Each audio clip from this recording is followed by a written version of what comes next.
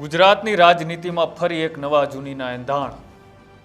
શંકરસિંહ વાઘેલા એક નવા પક્ષ સાથે ગુજરાતમાં એન્ટ્રી કરવા જઈ રહ્યા છે.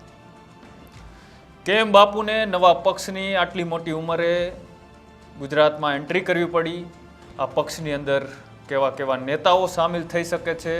આ પક્ષનો ઉદ્દેશ્ય શું છે? આ પક્ષની અંદર ગુજરાતની અંદર શું કરવા માટે આ પક્ષને બાપુ ફરીવાર મેદાનમાં લઈને આવી ગયા છે? આ સમગ્ર વિષય પર આજે વાત કરવી છે અને આજ રાજનીતિના અઠંગ ખેલાડી કહી શકાય એવા શંકરસિંહ વાઘેલાના ઇતિહાસ પર પણ વાત કરવી છે. આપ જોઈ રહ્યા છો ન્યૂઝ રૂમ અને આપની સાથે છું કૃણાલ આહિર.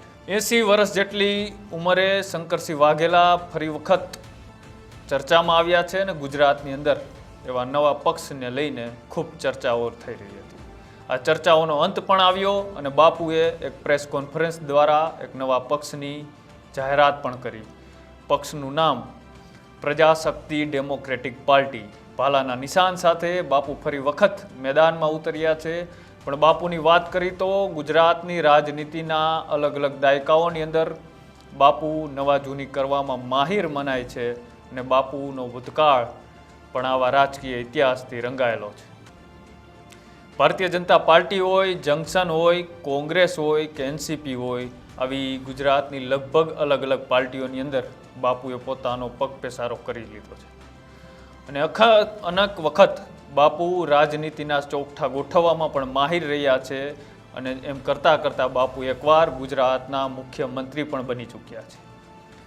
મુખ્યમંત્રી બનતા પહેલાં બાપુએ ખજુરાહો કાંડ પણ કર્યો. એ પણ અત્યારે રાજનીતિનો જ્યારે ઇતિહાસ ખોલવામાં આવે ત્યારે આ ખજુરાહો કાંડનો અચૂકથી તેમની અંદર ઉલ્લેખ કરવામાં આવે છે.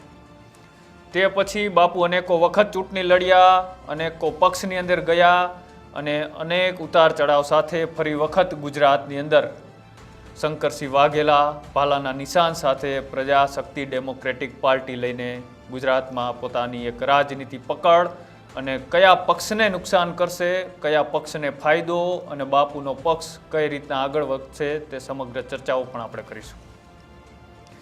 જ્યારે બાપુ દ્વારા પક્ષની જાહેરાત કરવામાં આવી તે બાદ તેમને એક ભાલાનું નિશાન પણ મળ્યું અને બાપુએ એક પ્રેસ કોન્ફરન્સનું પણ આયોજન કર્યું. અને આ પ્રેસ કોન્ફરન્સની અંદર દાતાના સ્ટેટ રિધિરાજસિંહને પાર્ટીના અધ્યક્ષ બનાવવામાં આવ્યા. જે વિસ્તારની અંદર કોંગ્રેસની મજબૂતાઈ છે, કોંગ્રેસ મજબૂતાઈથી આગળ વધી રહ્યું છે એવું ઉત્તર ગુજરાત અને ઉત્તર ગુજરાતના દાતાના સ્ટેટને બાપુએ પાર્ટીના અધ્યક્ષ બનાવ્યા છે. બાપુ હવે કઈ કઈ રણનીતિઓથી આગળ વધી શકે છે તે આવનારા દિવસોની અંદર નક્કી થશે. પણ જે સૂત્રો, જે માહિતીઓ અંદરથી બહાર આવી રહી છે તેવી માહિતીની વાત કરવામાં આવે તો બાપુ ભારતીય જનતા પાર્ટી અને કોંગ્રેસના અનેક દિગ્ગજો નેતાઓના સંપર્કમાં છે અને પાર્ટીની અંદર જે સૌરાષ્ટ્રની વાત કરી તો સૌરાષ્ટ્રના જે નારાજ નેતાઓ છે તેમને પણ બાપુ પોતાની પાર્ટીમાં સામેલ કરવાની ચર્ચાઓએ જોર પકડ્યું છે. આવી ચર્ચાઓ કેમ થઈ રહી છે તેની પાછળનું કારણ જાણીએ તો બાપુ જે સૌરાષ્ટ્રના એક દિગ્ગજ નેતા અને જે ભાવનગરના મહુવાથી 1992થી લઈ અને અત્યાર સુધી રાજનીતિના માહિર ગણાય એવા કનુ કલસરિયા, જેઓ ભારતીય જનતા પાર્ટીમાં પણ જઈ આવેલા છે, આમ આદમી પાર્ટીમાં પણ હતા અને અત્યારે હાલ કોંગ્રેસમાં પણ હતા. પણ આવા નારાજ નેતાઓ કે જે પાર્ટીમાં પોતાનું સ્થાન એટલું મજબૂત છે નહીં, જૂની પાર્ટીમાં જઈ શકે એવી કોઈ સ્થિતિ નથી, એટલે નવા વિકલ્પ તરીકે બાપુ તેમને પોતાની પાર્ટીમાં લાવી શકે તેવા પણ એંધાણો દેખાય છે. સોરઠની વાત કરી તો જવાહર ચાવડા ખૂબ મોટું નામ, આહિર સમાજનો ખૂબ મોટો ચહેરો અને ભારતીય જનતા પાર્ટીના પૂર્વ કેબિનેટ મિનિસ્ટર. ચૂંટણી હાર્યા બાદ ખૂબ ચર્ચાઓમાં રહ્યા. ઘણી વખત મૌન રહેવાનું પસંદ કર્યું તો ઘણી વખત સરકાર સામે પત્રો લખીને પોતાની વેદના પણ વ્યક્ત કરી.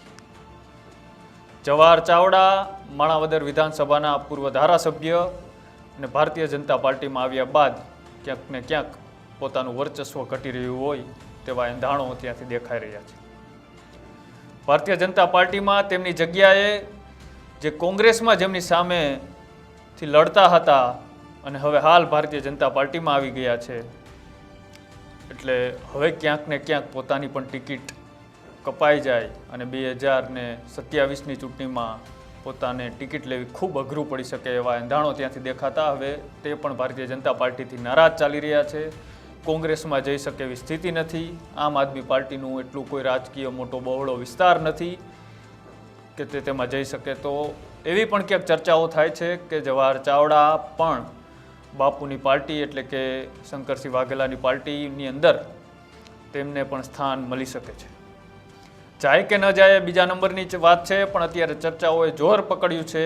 અને વાત કરવામાં આવે તો એવા જ બીજા એક દિગ્ગજ નેતા, કોંગ્રેસના ખેડૂત નેતા અને હાલ ભારતીય જનતા પાર્ટીમાં આવ્યા બાદ ધારાસભ્ય રહેલા અને પૂર્વ ધારાસભ્ય અત્યારે હાલના એવા હર્ષદ રીબડિયા અનેકો વખત ચર્ચાઓમાં રહેતા હતા અને વિસાવદરથી જેઓ ચૂંટણી લડતા હતા અને 156 સીટ જ્યારે ભારતીય જનતા પાર્ટીની આવી તેમાં હર્ષદ રીબડિયાની હાર થઈ હતી. હર્ષદ રીબડિયાની હાર થતાં જ ત્યાંના બીજા જ આમ આદમી પાર્ટીના ધારાસભ્ય હવે ભારતીય જનતા પાર્ટીમાં આવી ગયા છે.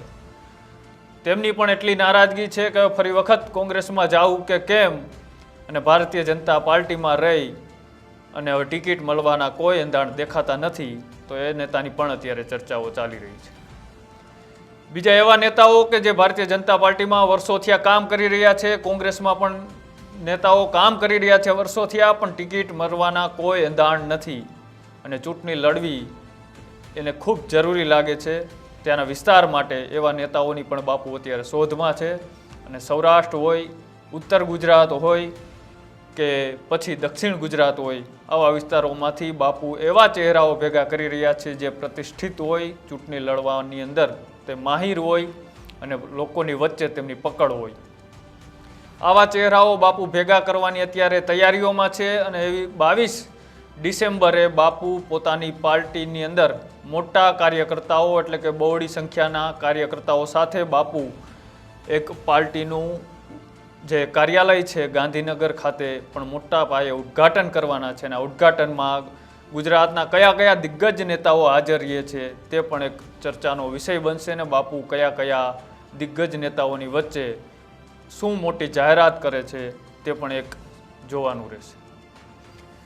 બાપુ આમ તો ઘણી વખત ચર્ચાઓમાં રહેતા હોય છે, જે અમિત શાહની સાથે કરેલી મુલાકાત હોય કે યુપી જઈને અખિલેશ યાદવ સાથે કરેલી મુલાકાત હોય. બાપુ કઈ પાર્ટીને નુકસાન કરશે અને 2027ની રણનીતિ કઈ રીતના બાપુ આગામી દિવસોમાં તૈયાર કરે છે તે સમગ્ર ઘટના પર નજર રહેશે. પણ ગુજરાતની વાત કરી તો ગુજરાતનો રાજકીય ઇતિહાસ એવું કહે છે કે 2002થી લઈને અત્યાર સુધી અનેક વખત રાજનીતિમાં ઉતાર ચઢાવ આવ્યા, પણ ત્યારથી ભારતીય જનતા પાર્ટીનું ગુજરાતમાં શાસન છે. એટલે કે 30 વર્ષથી આ ભારતીય જનતા પાર્ટી ગુજરાતની અંદર કોઈ બીજી પાર્ટીને ક્યારેય સ્થાન આપવા દીધું નથી. અને એક બીજી મહત્ત્વની વાત કરીએ તો ગુજરાતનો એક એવો પણ ઇતિહાસ છે કે અત્યાર સુધી ક્યારેય પણ અહીંયા ત્રીજી પાર્ટી ફાવી નથી. એટલે કે ત્રીજી પાર્ટી આવે છે, ખૂબ મોટા પાયે પ્રચારો થાય છે, ખૂબ ચર્ચાઓ થાય છે, પણ અંતે લડાઈ બે પાર્ટીઓ વચ્ચે જ રહે છે. પણ 2022ની ચૂંટણીમાં આમ આદમી પાર્ટી જે રીતના આવી, ખૂબ ચર્ચામાં રહી, પણ અંતે કોંગ્રેસને ડૂબતી નાવમાં સવાર કરીને જતી રહી. અત્યારે ક્યાંય ચર્ચાઓમાં નથી, માત્ર પાર્ટી ગુજરાતની અંદર નામ શેષ હોય તેવું લાગી રહ્યું છે. પણ હવે બાપુ જે ચોથી પાર્ટી લઈને આવી રહ્યા છે, પ્રજાશક્તિ ડેમોક્રેટિક, એ ગુજરાતની અંદર કઈ રીતના પોતાનો પગ પેસારો કરે છે અને કઈ રીતની રાજનીતિની અખાડાઓની અંદર પોતાની મજબૂતાઈથી ફરી વખત 2027ની ચૂંટણીની રણછીંગું ફૂંકવા માટે અત્યારથી તૈયારી શરૂ કરી દીધી છે. જે શંકરસિંહ વાઘેલા જે નવી પાર્ટી લઈને આવી રહ્યા છે, તમને શું લાગે છે આ પાર્ટી 2027ની અંદર ગુજરાતની અંદર કેટલી ઉથલ પાથલ કરી શકે છે અને કોને નુકસાન કરી શકે છે તો કોને ફાયદો, એ અમારી કોમેન્ટ બોક્સની અંદર અચૂક જણાવજો. આવી જ અવનવી સ્ટોરી અમે તમારા સુધી લઈ આવતા રહીશું. જો તમને આ સ્ટોરી ગમી હોય તો અમારી યુટ્યુબ ચેનલ ન્યૂઝ રૂમને આજે જ લાઈક કરો, શેર કરો અને સબસ્ક્રાઈબ કરો. નમસ્કાર.